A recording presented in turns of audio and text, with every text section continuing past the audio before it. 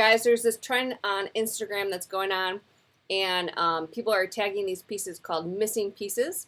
So I've seen these posted over and over again, and I wanted to show a little bit of a tutorial so you knew how this was created. So basically today you're going to take two pictures, one with a human and one without. So you're going to set up the camera on a tripod, and you're going to take the picture of the person, and then you're going to have them get out of the scene and take the same exact picture. It's very important that you set the camera on a tripod and the camera does not move, and you want to take these right after one another. You wouldn't want to take one picture and then some time passes by or the weather changes and the lighting is going to change and stuff like that. So right after the other. So these are some I grabbed from Instagram, and here's some more. Okay, so again, we're setting up the camera, we're taking a picture of a person, and then we're having them get out of the scene and then taking a picture of just the space. Now notice that there has to be some kind of divide to make this work. So we have the stick and a frame. We have these missing pieces from the fence.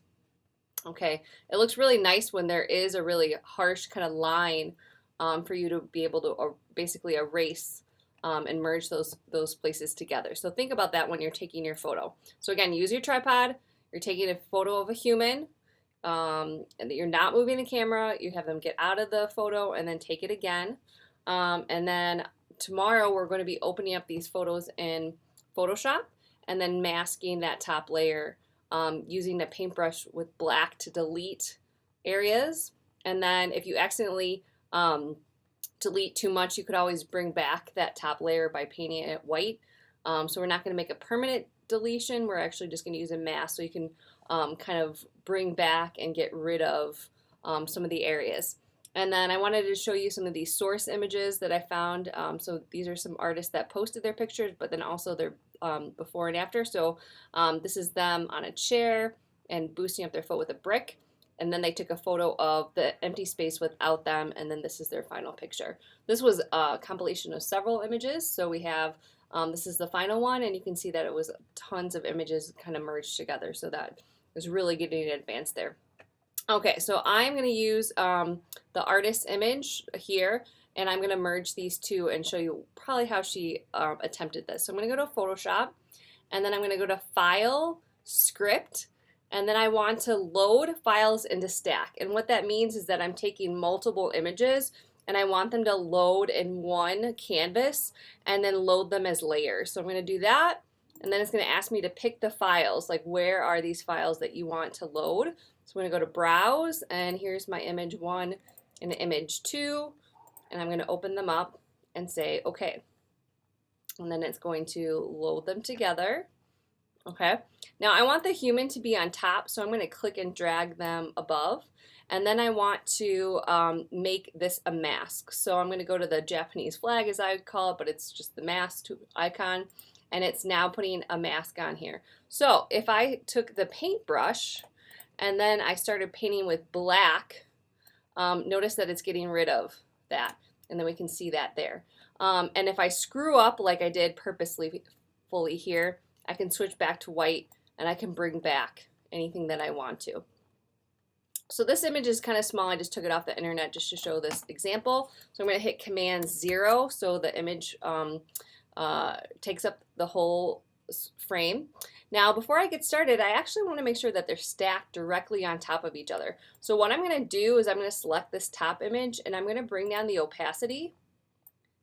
And I want to make sure that the one is aligned to the other one pretty well, and it's not. You can see how far off they are. So I'm going to use the Move tool and try to merge them together. So I'm moving this top image around, and then I'm also using the keys on my keyboard, the arrow tools, to kind of align as well. So I want to get them as close as possible, and I have to go down and to the right. All right, and that looks pretty good to me, so I'm going to bring up the opacity again.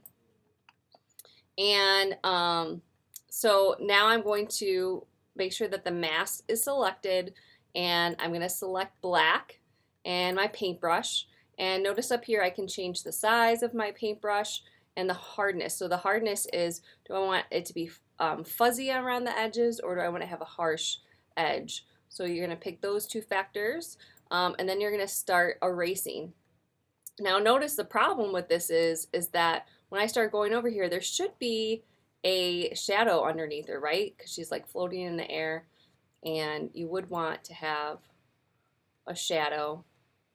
So I'm going to delete the chair, and then I'm going to come back to that. And then I did a pretty bad job of aligning them and cropping the pictures in the first place. So I'm going to do this. All right. Okay, so I got rid of what I wanted to, but I still have like this weird harshness, right? So I'm going to come back, and I'm going to change this to gray. And that's just going to let me do transparency. So I'm going to bring this back so I can bring back some of the shadow. And I'm going to go back to black and get rid of some that I accidentally brought up. It's kind of this game of, you know, what do you want to show? What do you not want to show? How harsh of a gray do you want, so that you can, the darker it's going to get rid of more. So the first time I attempted this, it looked way better. Maybe a darker gray, get rid of more. So that's kind of the playing around with it. How much do you want it to show? So you're just going to keep going back and forth until you get kind of a natural shadow. And then you're going to say File, Save As. And then it should be first name, last name. And this is called Missing Pieces. And then today's date. And I want you to use it, leave it as a .psd file, format Photoshop, and then